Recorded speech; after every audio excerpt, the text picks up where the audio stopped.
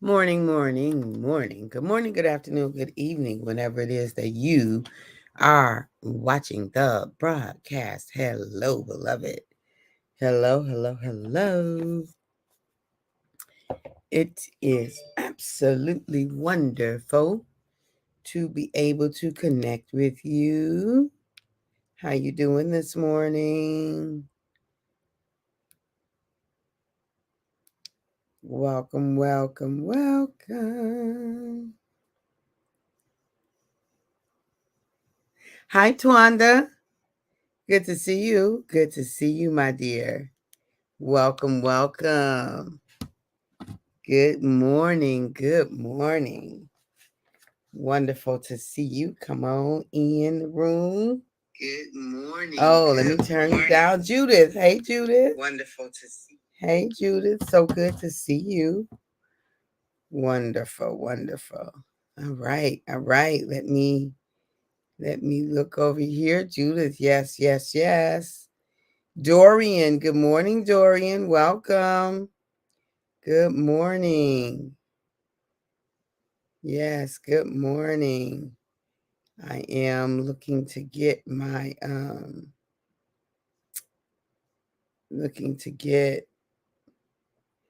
live on the other page so I can make sure I see everybody, where everyone is.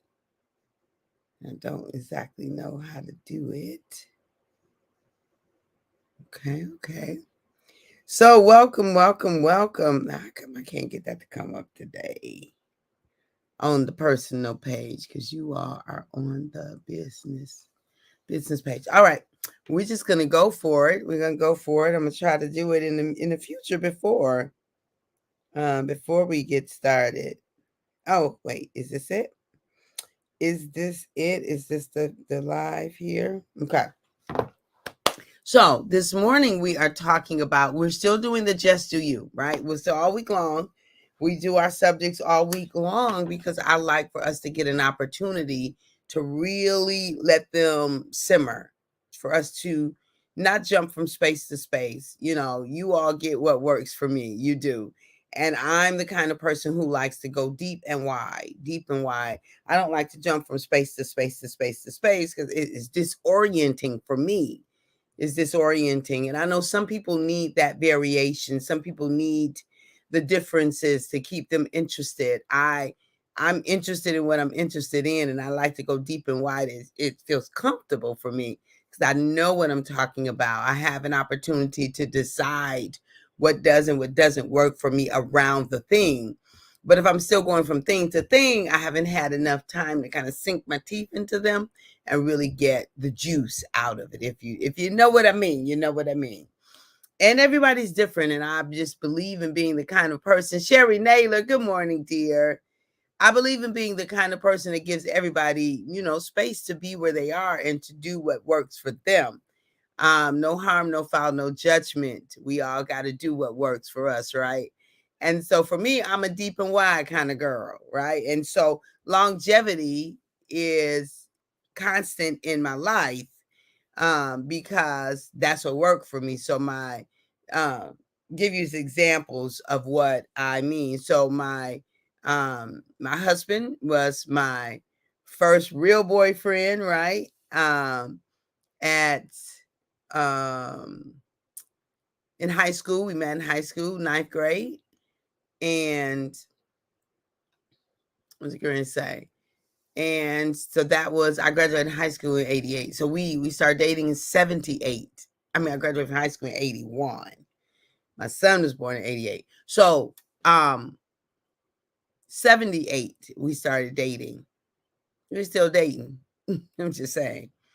I was the first member of my church. First and that was 33 years ago. I retired from my job, and when I retired, had been there 36 years.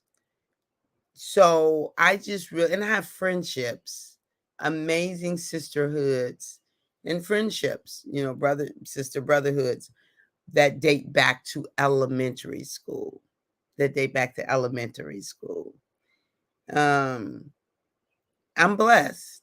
beyond measure in this area. I am. And so that works for me. Longevity, consistency works for me. It allows me to get in and get comfortable and be able to know what is and what isn't. Um so I said all that to say that explains why we take a subject, we start it at the beginning of the week, and we walk it out all week long. All week long. So just do you. There's sufficiency in just do you. Good morning, Brian. Hey, sis. So good to see you.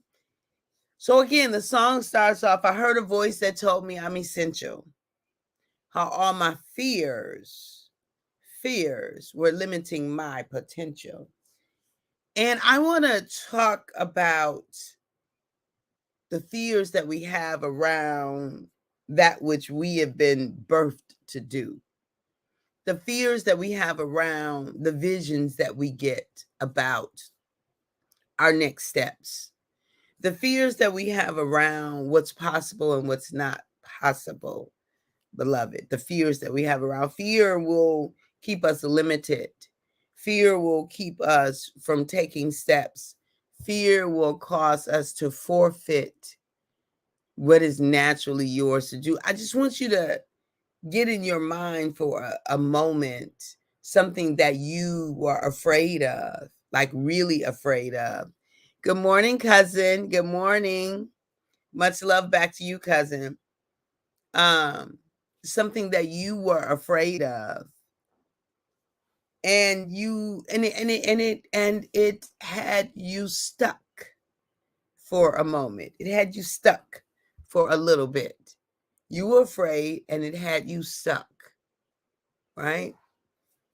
But that thing that you pushed past, what was it like on the other side? Like we look back at those things and we were like, what was I afraid of? While we were on the side of fear, where we hadn't approached fear yet, where fear was the loudest, where fear was the most prominent, it seemed paralyzing. Good morning, Tanya. Welcome, sis. So good to see you. Jacqueline, good morning. It's great for you to be on with us this morning. Thank you for being here, dear. So on that other side of fear, it seems paralyzing. But when we do the thing that we were afraid of, when we get to the other side, we look back and we often wonder, what was it about that had us so paralyzed? Like, why was I so afraid to say that thing? Why was I so afraid to even consider this possibility? Why was I so afraid to even have that conversation? What was that about? Beloved, I want to offer you this notion that it was about the conversation that we were having in our mind, in our mind about the thing. So whatever emotion it is, it's generated by the meaning we give to the thing, whatever the thing is. The emotion is generated by the meaning, by the interpretation, by the way that we come to say this about that. That's what the fear was. Virginia, good morning, sis. Welcome back. So I want to have this. When fear comes, I'm inviting you to replace that with sufficiency. If it came to you, it's yours to do. You have the sufficiency to make it happen. You might not know how. The how ain't none of your business. I'm just saying, I had to learn that lesson because I'm a how girl. I'm going to put the one foot in front of the other, but I need to know, like if you all know the Indiana Jones, when he had to have faith to step out with the the void was there was nothing there but void, and he just knew he was going to plummet, but he had to have faith in order to get to the Holy Grail, right? And when he stepped that the rock, the brick, whatever, that it came up under him, that he had something to step on. Same for us, beloved. As long as we stand on the shore, then what? Nothing's coming for us. Hey, Erica. Good morning, sis. Good, honey bun. Good morning, honey. Welcome. You too, Jacqueline. Yes. And so it's imperative that we know it's not our business the how. When you determine that it's yours to have, when you're determined that, when you make up in your mind that this is yours to have, whatever this is, the baby that's being birthed inside of you, that vision, that plan, that goal, that intention, that's yours to have, beloved. When you have made up in your mind that it is yours, everything, right, begins to come together. Like Papa's already decided before when you were decided, it was decided. But then you got to decide that it is yours, because we can forfeit some stuff. We can forfeit some stuff. And fear will forfeit. Be afraid and still do it, right? Be afraid. Go get what you need. I don't know if you need to get me. I listen to something every day. I'm always listening and never know who I'm listening to, because one person leads me to another person, to another person, to another person, to another person, to another person. I'm always listening to someone. I'm always reading something. I'm always growing somewhere. I am consistently.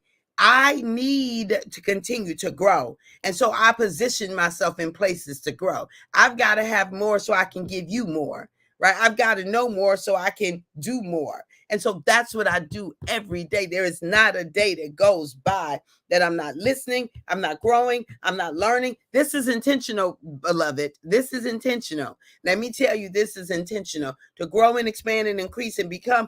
I want everything that is mine to have. I want to see everything that is possible for me to see. I want to go everywhere that's possible for me to go. I want to do everything that's possible for me to do. And it does not work if I stay on this side of comfort.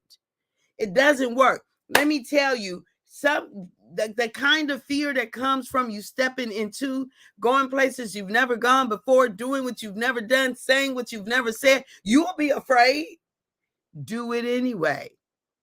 You'll be afraid, but do it anyway. When you got that thing that's growing inside of you, you got to show up to it. You got to show up to it. So when you walk into a place and you wonder and you question, do I? Well, you know what? I got what I got. I got what I got, and I'm going to do what I can do. And this is the thing. I remember early on in my days when I would, it would be time for me to show up to something. And most of it was, I had these opportunities in my early days consistently in preaching, because I did a lot of preaching years ago. I was often in the pulpit preaching, and I would often show up to the pulpit and feel like, I don't really have it. Like I would be afraid and all of those. Is it? And then one day, and actually I got this revelation I was a praise and worship leader, a choir director. But one day I was standing and I was so torn, trying to make sure that I had what I needed, for the pastors, and make sure this. And I was just feel like I was pulled in all kind of pieces. And I was just like, look, this got to be about me and God. This can't be about me and nobody else. This got to be about me and God. And then it was from that space that I came to this place. And I was like, you know what? All you got is what you got. And it's got to be sufficient. All you got is what you got in the moment. And so for that moment, this has to be sufficient. And if you need something more, then you go get it. And when you come back, you'll have more. But right now, in this moment, I am leaning into the sufficiency that exists right now, because it's got to be enough, because I don't have more. Let me tell you why it's got to be enough, beloved. Because if you use your energy talking about what you don't have, if you use your energy focusing on what you don't got, if you use your energy with that, then it's going to be, then what you do have, you don't even get to leverage, because you're so focused on what you don't have. Y'all hear that? If we if we don't stand in our sufficiency, when we get to the line, when we make it to the seat, when we get to the table, when we get to the podium, when we get to the workshop, if we don't stand in our sufficiency, then we forfeit what we actually have. We forfeit what we have. We don't get to leverage it because we're using energy that's ciphering away from what we have. All you got is what you got. Thank you. Thank you. Thank you, Jacqueline. Thank you, Virginia. All you got is what you got. It doesn't mean it's all you're going to ever have. It just means that in the moment, I will leverage what I have because I'm marshaling all of it forward, and I'm not allowing any of it to be ciphered off with, yeah, but you should have, you're supposed to, you're not enough. The heck if I'm not, I'm here. I'm here. And so since I'm here, I'm going to bring to the table what I have here and now. Since I am here, I'm going to bring it forth. Everything. I'm leaving no stone unturned, right? I'm going to leave it all on the field. I'm going to give you everything that I got. I'm going to play full out, beloved.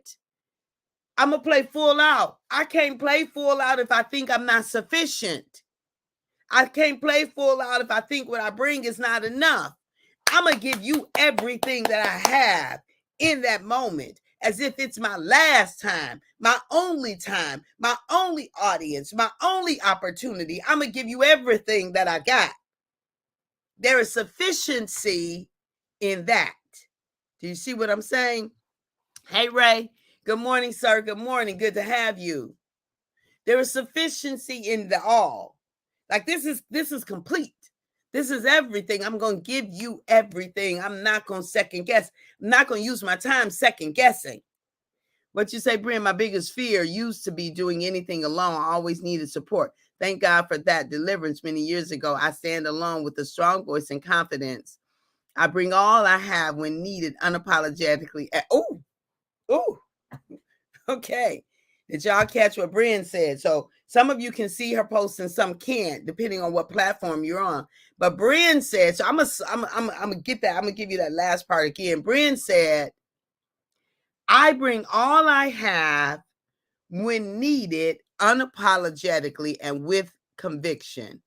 Oh, I can show it to you. I bring all I have when needed unapologetically and with conviction. Y'all, right there. Right there. Hey, Letitia, welcome, sis. Good morning. Good morning, dear. Brian said, I bring all I have when needed, unapologetically, and with conviction. That's a mic drop, y'all. That's a mic drop. Bring all we have when it's needed. So when it's time for us to show up, it's needed. When it's time for us to do it, it's needed. Right? You know it. When you're called to the task, when it's your opportunity to serve, it's needed. Do it unapologetically with the conviction that you are added value. That you are added value. When you are feeling that void, when you are the one to serve, the conviction is that I'm added value. That what I have to bring is an answer. It is an appropriate response to an answer. She said, I bring all I have when needed, unapologetically, and with conviction. Now, let me tell you, the when needed part is significant. It's significant because we are added value, but we are not always the value, the value that's needed in a scenario. You got to know the difference. I'm a cheerleader at heart. I was a cheerleader from 9th grade all the way up. I was captain of the cheer team from 10th grade, 10, 11, and 12. Right? But my point that I'm making there, beloved, is we don't always need a cheerleader.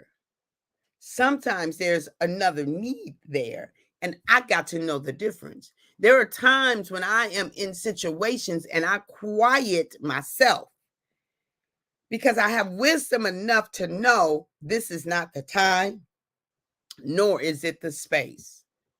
This is not the time, nor is it the space for the cheerleader.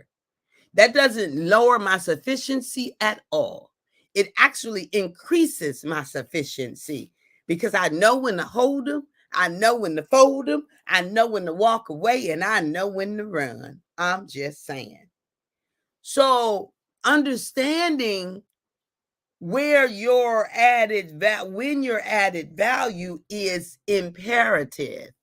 Your sufficiency is always there. Like there is no question about sufficiency, but wisdom of knowing when you are added value makes that difference. So thank you, Brian, for that. Thank you, sis. That was powerful. That was powerful, my sister. Absolutely powerful. So, beloved, beloved, beloved, beloved, beloved, I am so elated about the notion of sufficiency, knowing what your sufficiency is, knowing that you are always sufficient. So just do you. I heard a voice that told me I'm essential. You are essential. I am that voice today. You are essential. There is no replacement for you. You are an irreplaceable, unrepeatable, remarkable miracle with your own special brand of brilliance.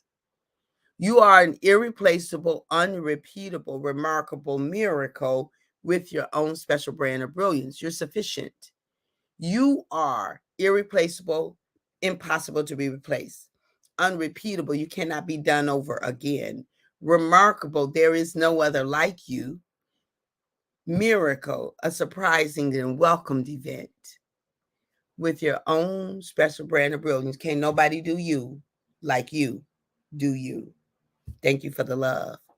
All right, beloved, at the moment that Abba gave us our breath, me and you know what we did. We forfeited, we relinquished, we gave up the right to not be amazing. You and I simply don't have the right to not be amazing.